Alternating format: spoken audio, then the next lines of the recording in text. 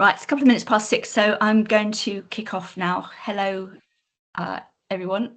Excellent, thank you. I'm going to kick off and begin the webinar. So welcome to the second webinar in our series. So it's organised by the Renal Data Research Network, hosted by Kidney Research UK, thank you very much, and in partnership with the UK Kidney Association. And tonight's webinar is about kidney health data research for patient benefit. Next slide, please, May. So just to introduce myself, I'm Miranda and I'm the patient co-chair of the UK Data Research Network. And the next slide, thanks. So first of all, just a little bit of housekeeping, just to let you know that the webinar is being recorded and it's going to be on the Kidney Research UK YouTube channel if you want to watch it again, or for anybody who hasn't been able to make it. If you could keep your microphones muted throughout, that would be really helpful. And you can either have your camera on or off, whatever you prefer. We're going to do questions at the end through the Q&A function, which should be at the top of your screen. If you're using a tablet or a smartphone, you can click on more or three dots and you should be able to see it there. If you don't have access to the Q&A and you might have an older version of Teams or something, then you can put your question in the chat if you've got one and we'll transfer it across to the Q&A. But other than that, we're not really monitoring the chat. And if you'd like to use live subtitles, again, click on more and language and speech, and that will show those for you. Thank you. So next slide. So just to introduce you to the webinar series and the aims of it. So what this webinar series is about introducing patients and the public to the kidney health data landscape. We want to help you understand the use of patient data in kidney research. And we want to learn a bit about what patients think about data research and how they can get involved. And supporting data research is also part of a wider commitment to innovative research, which results in benefits to patients. So that's what we're hoping to do with this series. So the next slide shows how it's all progressing. There's 5 in the series so far. I'm afraid you've missed the first one, or maybe you didn't. Maybe you were here with us. If you weren't and you want to see it, it is available on the Kidney Research UK YouTube channel. This is the second one, and then we've got 2 more dates planned, the 28th of March and the 14th of May, looking at nationally collected data sets such as the Renal Registry, and also looking at the data catalyst. So we hope you'll join us for those. One date still to be set. If you've registered for this lot, for this one, then you will automatically get the invitations to the next webinars. So don't worry about that. You don't need to register again. And the next slide is just a quick outline of this evening. This is me doing the introduction. Then I'm going to just talk for a little bit about patient involvement in kidney data research. And then we've got 3 speakers, Dom, Samira and Helen, who are going to talk about data research for health inequalities and a bit about the Nurture biobank. And then hopefully at the time we'll have time for some questions. So the next slide is the beginning of my bit. I'm going to kick off by talking a little bit about public and patient involvement and engagement in, or PPIE as we call it, in kidney data research. So my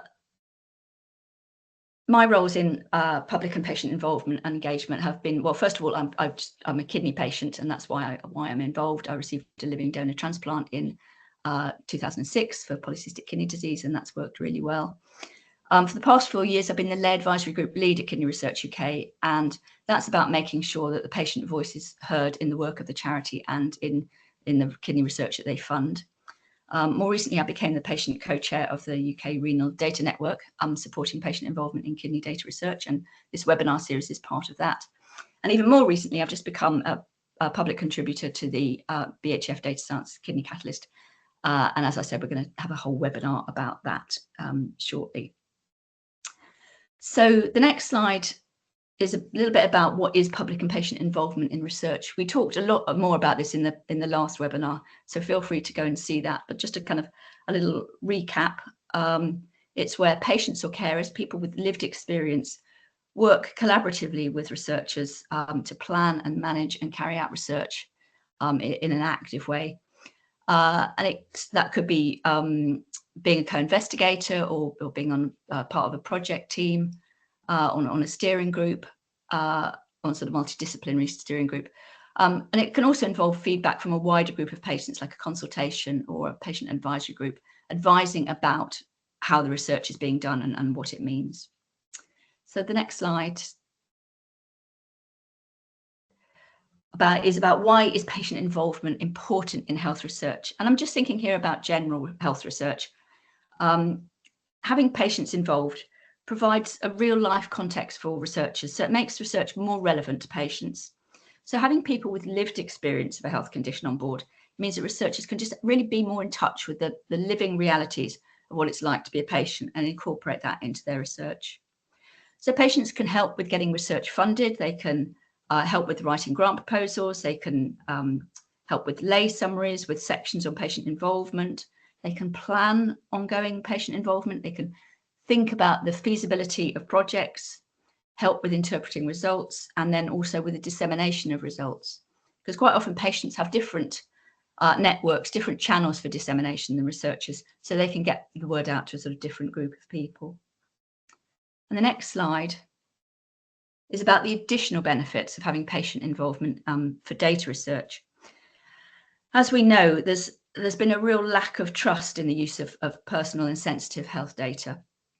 And having patients involved in projects can reassure not only the patients who are involved in the project, but reassure the public too, that there are benefits and safeguards to the use of data in research.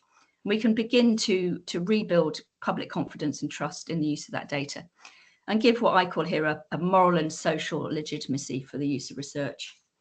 If researchers know that they've got patients involved, supporting what they do and agreeing on the acceptable use of the data, then they kind of know they've got a license to do what they're doing. They know that they're in tune with what patients want out of the use of data. And some patient controllers and providers actually require patient involvement and patient support for data requests before the researchers can get access to the data. So in that case, we're really important to be on board. And then I'm saying here again about interpreting results. With data research, it can be harder to see the people behind the numbers.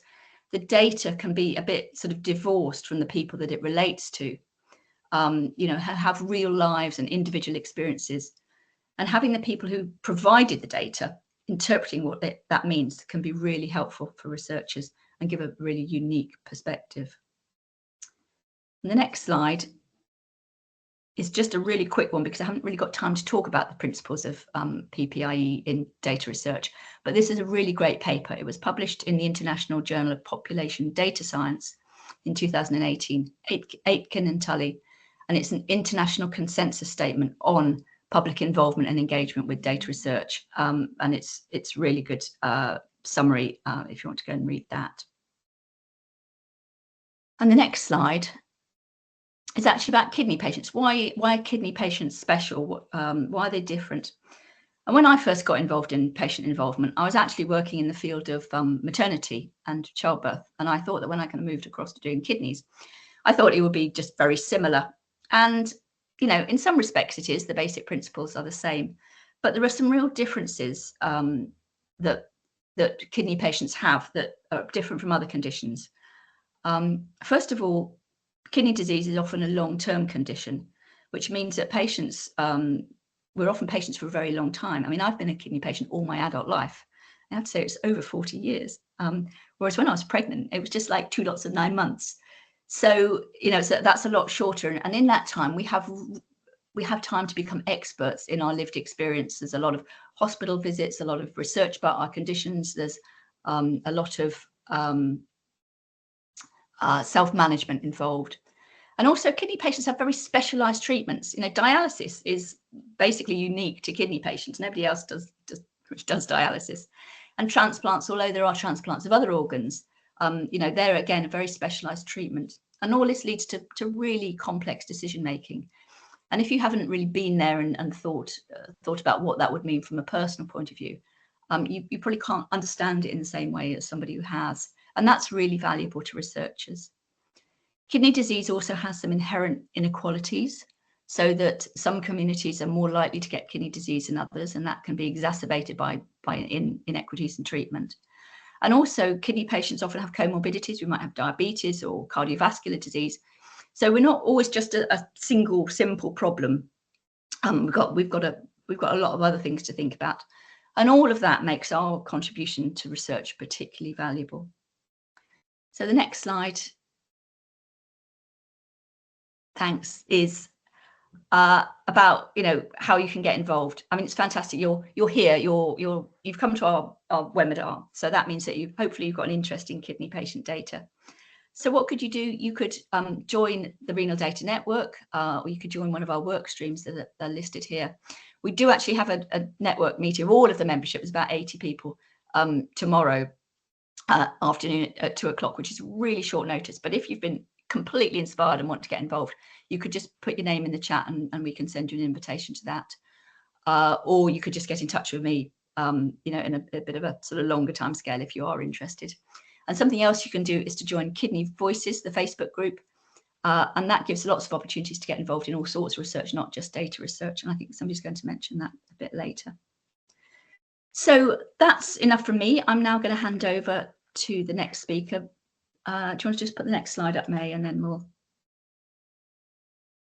hand over to Dom Taylor. He's a consultant nephrologist at North Bristol NHS Trust and an honorary senior lecturer at University of Bristol, and he's going to talk about using patient data to investigate inequalities in chronic kidney disease.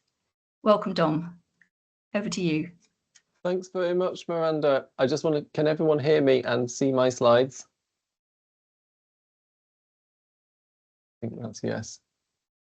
Okay, great. Thanks very much. So thanks. I'm Dom. I'm a consultant kidney doctor here in Bristol, and I'm going to talk about some work that I and a team are doing, funded by Kidney Research UK, to investigate some aspects of health inequalities for people with chronic kidney disease. I haven't got a declaration of interest slide, but this work's funded by Kidney Research UK, which pays time for our statistician to do the work.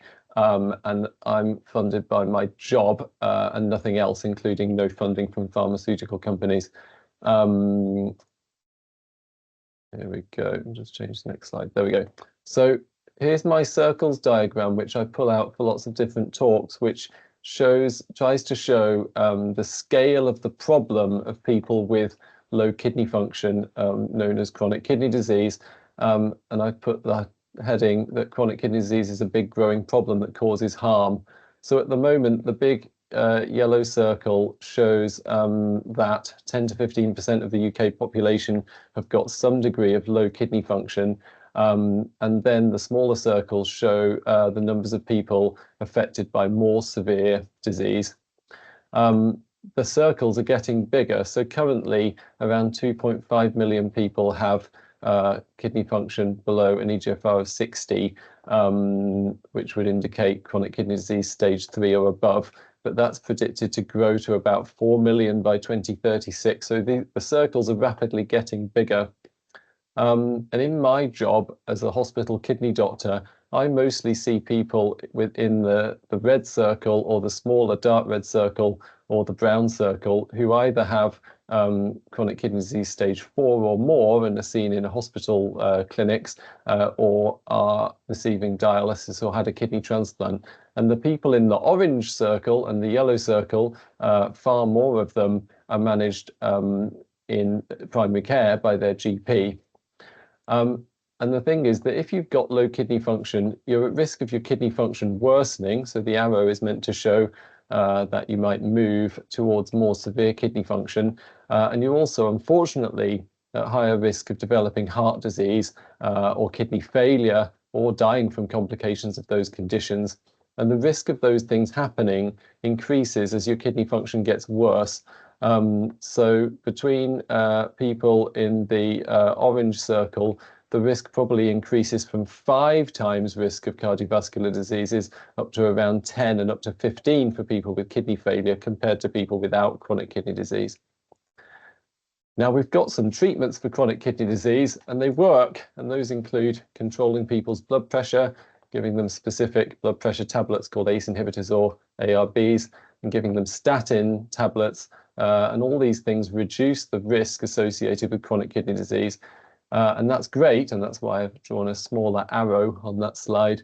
But unfortunately, these aren't prescribed or taken or given to everyone who qualifies for treatment, and probably the numbers of people treated with these treatments varies from about 50 to 70% of those who are eligible for them for various reasons. And the other thing we know is that there's inequality or inequity in the people who are able to access the right treatment. So we know that for people who live in areas with more deprivation, for instance, those people in those areas are more likely to have CKD, but also less likely to get the right care. And so the arrow has got a bit bigger again because the risk has increased. And we know from Simon Sawney's work in Aberdeen that if we look at people with milder chronic kidney disease and then follow them over time, people in the more deprived areas are at 50% more likely to get kidney failure compared to those in the least deprived, and also have less monitoring, fewer appointments, and probably end up presenting more urgently to medical care as a result of having developed low kidney function rather than being followed up in a planned way. So we're excited over the last few years that, as well as the list of treatments I showed you on the previous slide, we've got new treatment called SGLT2 inhibitor tablets, and these are drugs like empagliflozin and dapagliflozin, which some of you may have heard of. And these are new treatments that are of benefit for people actually with heart disease, heart failure, with diabetes, and they were originally used to treat diabetes and still are, but they're now recommended for people with kidney disease because they've also been shown to slow down this loss of kidney function and also reduce the risk of cardiovascular diseases.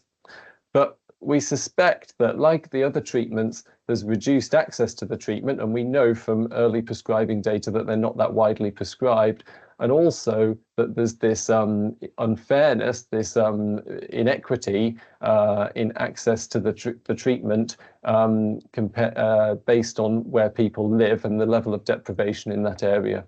But of course, we can't just assume that that's the case. We need to show that that's the case to have the evidence to be able to hopefully change something, to improve things for patients in more deprived areas of the country. So having that evidence from patient data really helps to make the case for changing, for instance, the way kidney disease is managed through general practice and these sorts of things.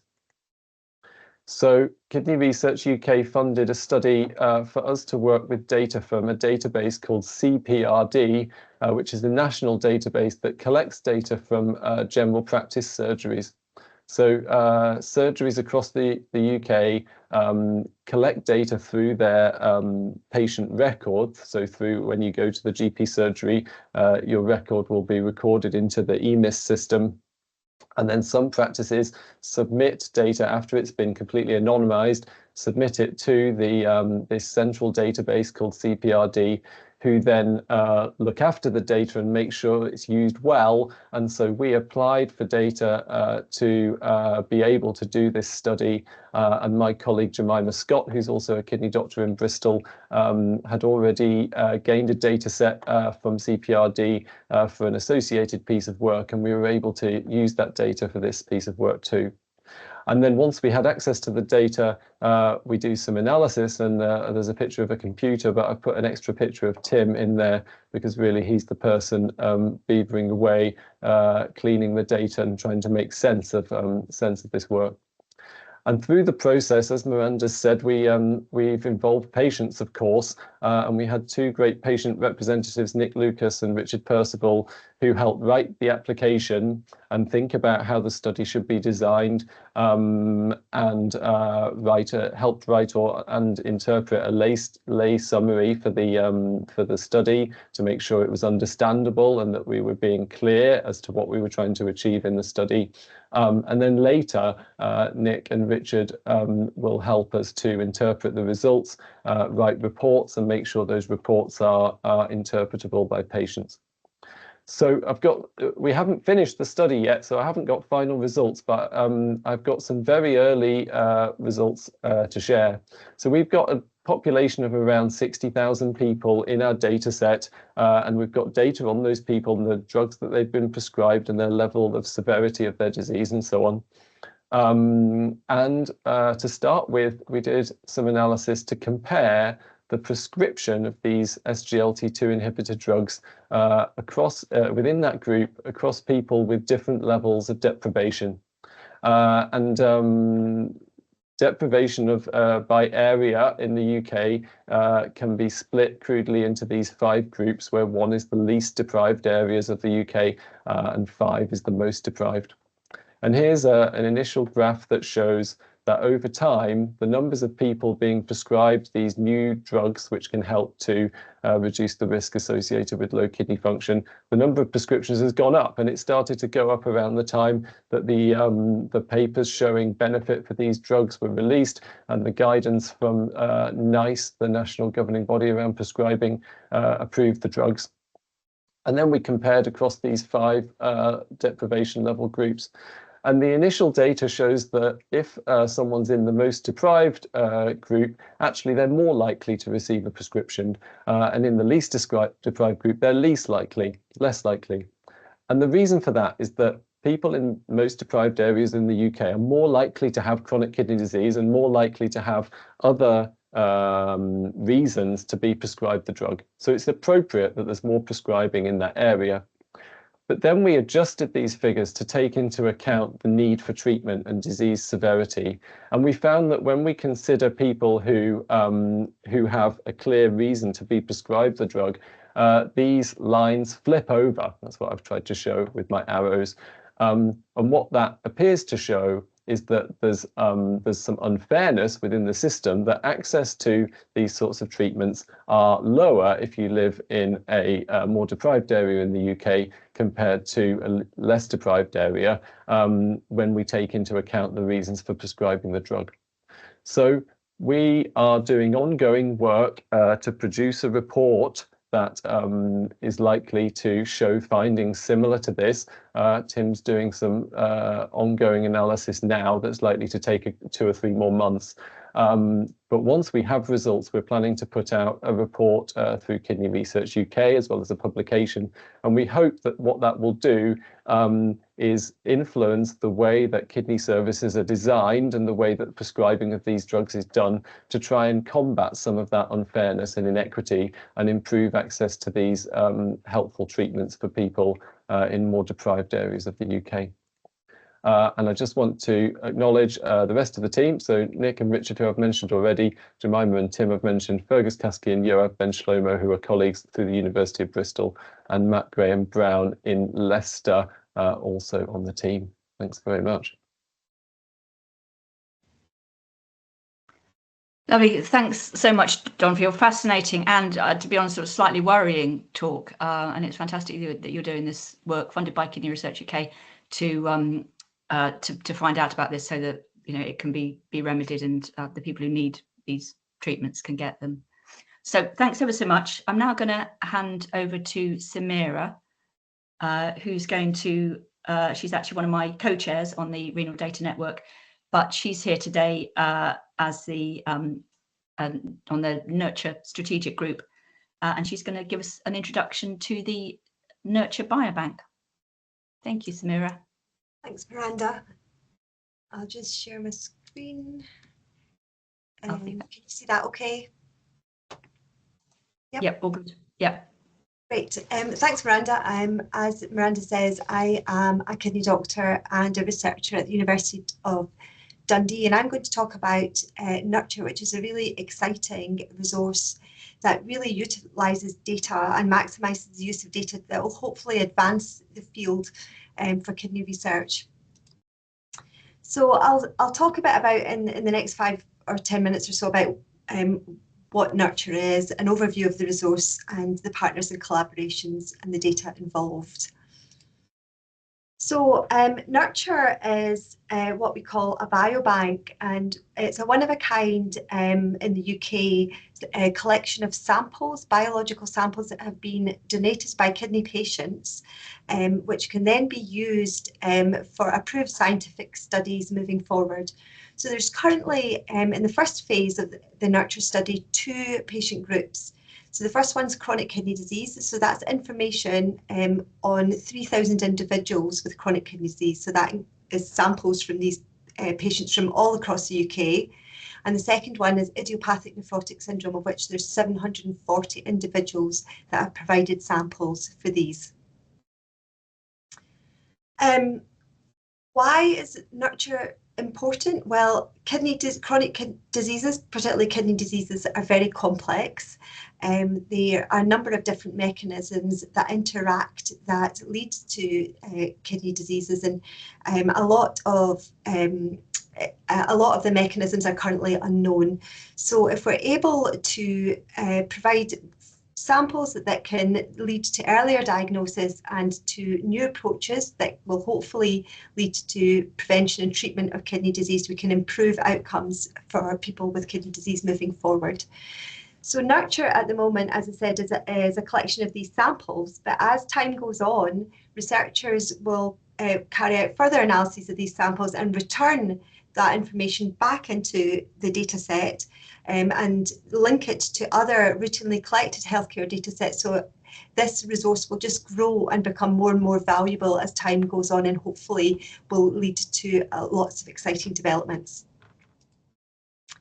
There's a huge number of partners that have come together to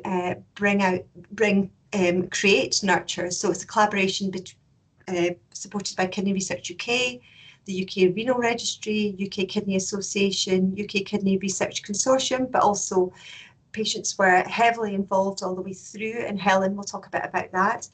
Academic institutions such as universities, healthcare professionals, and industry partners. And the Nurture Strategy Group, which I sit on, along with others, including Helen, who is going to speak to you, act as a coordinating committee for access to these samples. So, as I said, we have these biological samples within Nurture from patients with chronic kidney disease and idiopathic nephrotic syndrome. But in addition to these samples, which are urine and blood samples, we have kidney images, we have baseline and follow-up data on a number of different data items, and that can include information from routinely collected healthcare data sets such as hospitalisation episodes, any prescribing medication. There's also genetic information, as well as information that of analysis that have been done on the biological samples already. One of the main aims of Nurture is to ensure that the samples and data are stored to really high standards of security, so that they're used safely and they support research in a safe way. So the biological samples, as I said, that include blood and urine, are stored at the Biocentre in Milton Keynes. And then the data that we hold for Nurture is held within the SAIL data bank, which is a secure cloud-based technology known as a trusted research environment. And so this protects the patient privacy and researcher findings to make sure that access is entirely safe and anonymised for researchers, also protecting the patient data as well. As I said, the information that can identify individuals are removed and an individual code is assigned, and we adhere to data minimization principles, and that means that you're only allowed access to the data that is necessary for the study. So you only get permission to obtain the data that is just truly necessary, and it's not a case of just giving everybody all the data when it's not necessary. Patient involvement has been a very important part of Nurture all the way through, the development of the cohort, the patient recruitment, the setup, as I said, the strategy group as well, and Helen will talk a bit more about that. And we've been really trying to ensure that there's diversity of patients from different geographical regions and demographics as well. So what's next? Well, we're hoping that the next phase in the Nurture study will be the acute kidney injury cohort. So there's a number of cohorts that we're currently in the setup phase of developing, with future cohorts in discussion. And as time goes on, we'll hopefully be able to link these samples to further data sets. Thanks very much. Happy to take any questions if time allows, or I'll hand on to Helen. Lovely. Yeah, we'll do the questions at the end. Thanks very much, Samira, for that. It's just going to be a really huge, rich resource, isn't it, Nurture? So I'm now going to introduce Helen, who is a patient on the, as I said, patient strategic advisor on the Nurture strategy group, and a kidney patient, and she's going to talk to you about the patient involvement. So welcome to you, Helen. Thank you. I hope everyone can see the slides and hear me okay. Yeah, all good. Great. So yes, I'm going to talk a bit about the patient involvement in Nurture. I'm a doctor and kidney patient, kind of diagnosed through childhood, and recently coming up to my 2-year kidneyversary of my transplant. And I sit on the strategy group, as Samira described, as a patient representative. So I'll talk a little bit as well in general about the necessity of patient involvement in research.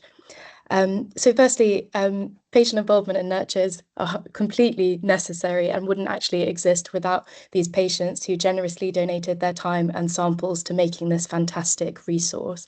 I think kidney patients in general sit in such a fantastic and unique position to have this voice where they've had lived experience of their disease, and the understanding that that can have on research going forward and impacting the design of research, and vice versa. In terms of on Nurture itself, there's been patient representation at certain different levels of the Nurture throughout the development of the research. And Nurture kind of completed its recruitment for these first 2 cohorts all the way back in 2019. And there's been creation essentially of patient advisory groups for those 2 cohorts on both an operational level and then on a strategic level after the development of the biobank. So on an operational level, these groups can contribute, as we've kind of previously talked about in the seminar, to kind of the design of the study and how patients are seen and recruited in the day-to-day operation of it.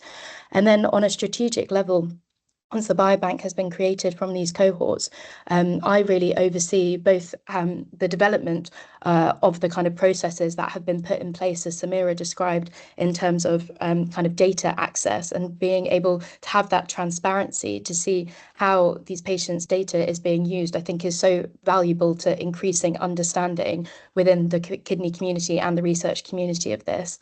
On the strategy group, as a patient representative, we also have input in reviewing applications for the use of this data and for the use of these samples. And I think this is so valuable in ensuring that the kind of research going forward and understanding both kidney diseases or into kind of new biomarkers or new drugs is something that's really going to benefit patients and is important to those who are within the kind of kidney community.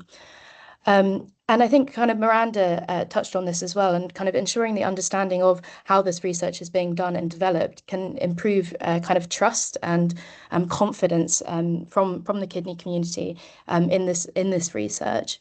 And I would also say that I think it's really important as kind of researchers or clinicians that kind of encouraging patients to take kind of an active role in kind of understanding the research going on and making sure they're aware that they're really appreciated in how they can get involved. And so one of the kind of resources previously kind of created by Kidney Research UK on Facebook is Kidney Voices for Research. And I think this is a kind of really fantastic group that kind of connects patients interested in being involved in research and allows clinicians and researchers to kind of post about their research going on that they might need recruiting for, or if there's any roles potentially that patients can get involved with in collaborating with the researchers. And for Nurture itself, we have a fantastic Q&A section on the website that shows really how patients have been involved in the development of Nurture and how potential for any involvement going forward. As Samira said, we've got kind of the AKI cohort coming up as well, so they'll be also designating hopefully of an additional advisory group for that. So this kind of kept quite short, as I know we're coming up to the end of the time, but I'd be happy to take any questions about kind of the importance of the role in patients in research, and more specifically how patients have been involved in nurture. Thank you so much.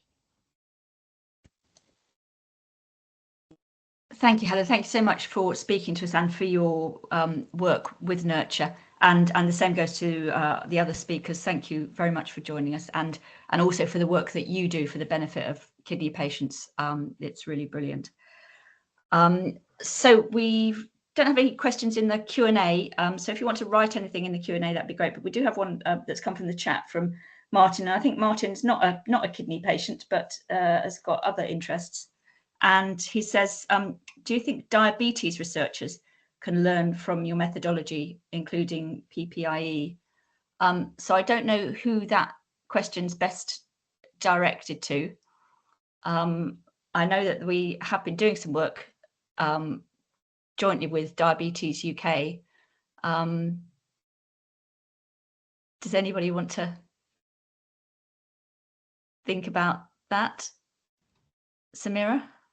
Yeah, so I think Diabetes UK and other charities really have the same kind of PPIE input that we have, and they recognise the importance of it. And as Miranda says, we've done some joint workshops and work with Diabetes UK in the past, and there was a heavy patient PPIE emphasis and representation in that workshop. So that's and I know that within the data science catalyst, there's a diabetes catalyst as well. And again, they've got very strong PPIE. So I would think I would hope that they're similar to what we do.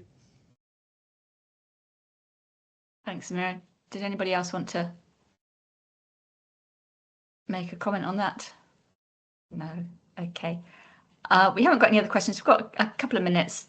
Dom, I wondered if you had struggled in any way with anything that you wanted to investigate using data, but you couldn't do it because the data wasn't there, or the data quality wasn't good enough? Or have you been able to do everything you wanted to do? That's a good question. I guess that to us, the main barrier has been access to data through, for instance, CPRD, which I think is receiving more and more requests to get access to the data, but struggles to get through them that quickly. And so it can often take a really long time. And so, you know, resources like Nurture or other ways of accessing patient information in anonymized ways without this extremely long process of applying for data, I think could really move forward the speed at which research can get done while maintaining you know, confidentiality and safety and so on. Thanks. And that's also one of the benefits, I think, of the kidney data catalyst that we're going to talk about, because there's a lot of access to all of the information in the BHF data center, data science center as well. So I've got lots of things. Somebody said on the chat that it's not a question, but I'm a member of Kidney Voices on Facebook, and it's very helpful. So please do go and join that if you want.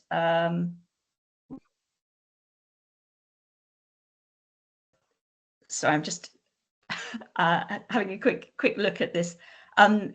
Interested in Dom's preliminary data. Any suggestions how this could be improved? If you don't know you could be on the drugs, how can you change that?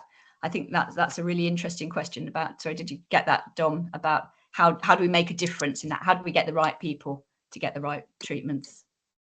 Well, you know, some of this work is already being done, actually. So nationwide, there are lots of new ways of trying to deliver care for people with chronic kidney disease, which aim to get the people who meet criteria for being prescribed the drugs at the right time. And some of that involves kidney doctors who are based in hospitals, or kidney teams doing work out in primary care, out with general practice surgeries, to screen lists of patients and find patients who meet criteria for drug prescribing, and then do this in a sort of a way of managing the population, rather than expecting or waiting for GPs to individually see patients and prescribe the drugs one by one, which would be an enormous amount of work. Yeah. So there are lots of these sorts of interventions being developed all across the UK. I think how those are done, or how best to do those, is yet to be seen necessarily, but there's a lot of that work being done, and I hope that starts to improve things. Thanks, Dom. Yes, and I know that there's somebody's made a comment saying no info on post-transplant patients yet, and I know also the SGLT inhibitors aren't able to be prescribed for people with polycystic kidney disease either. I don't think there's been any finished trials on those. I think they're in trials. So that's right. For post-transplant, I understand there's a trial happening in the US, but I think it will be some years before we have output from that. Thanks. Is that Carla? We were putting questions through the chat rather than hands up. Is that all right? Do you want to type your question in? Yep, that's fine. I'll put it in chat. Thanks, Carla. And meanwhile, I was just going to ask Helen about, this might be too much of a personal question, but I just wondered if you're able to say what it means to you sort of on a personal level about being able to contribute as a patient to, to research and the work you do on the biobank, and what you've maybe learned from it. Yeah, absolutely. I mean, I feel like being in such a privileged position to have this role in the strategy group, where I really see the and get excited by the applications coming in since the biobank opened like earlier this year and around January 2025, and also seeing the progression it's made since I kind of joined that strategy group back in April 2023, and really feeling appreciated and having a voice at that table in not just kind of doing the applications review, but about how it's governed. And I think it's so empowering for kind of kidney patients to be involved in that. And I think just kind of in research in general, I kind of go back to having quite a unique voice in terms of having kind of lived with kidney disease for so long, and a lot of kidney patients do, as you said, Miranda, and kind of having an understanding of how that's actually going to impact every day. And it just kind of one thing came to me as I participated in a study years ago to do with blood pressure monitoring, one of which was the blood pressure monitor around the neck. As a child, I could feed back to them saying, when we're monitoring our blood pressure so much, I was like, that's not something that we're going to want to do. So, I think the value in that really kind of speaks for itself as well. Oh, thank you, Helen. And yeah, Carla's question in the chat is, with the biobank, do researchers pay to use it? I don't know the answer to that. Yes, the answer is yes, because it needs to be a model where it can sustain itself, because it's been set up and funded by Kidney Research UK. So the model is that people would apply for grant funding from charities or other funding bodies to carry out the work, and there's a costing model for the samples depending on what they request from the Nurture Biobank. Oh, great. Thank you for that. And Julie's just put in the chat, I'd like to thank everyone that's involved in kidney research. You're amazing. I've not had the treatment I've received over the years, and subsequently had a very successful transplant in 2019 through the Living Donor Scheme. Thank you. And I think all of us kidney patients feel the same. So grateful to everybody who puts their time into kidney research, and for us on a sort of daily basis. My transplant, I've had it for nearly 19 years, and it just makes a huge difference. So I'm going to wrap up. We've come to the end of our session. I just want to say thank you so much to our speakers and to everybody who's put questions in the chat, and also to the behind the scenes support team who've really helped with all of the organisation of this. Looking forward to seeing you at our next session, which is the 28th of March. It's going to be, thank you, May. It's going to be about the UK Renal Registry and radar, and also a patient perspective on those. So as I said, if you've registered for this one, you should get the link to that automatically. But tell everybody about our webinar series. We'd love to see more people here. So with that, I'm going to say thank you very much and good night to you all.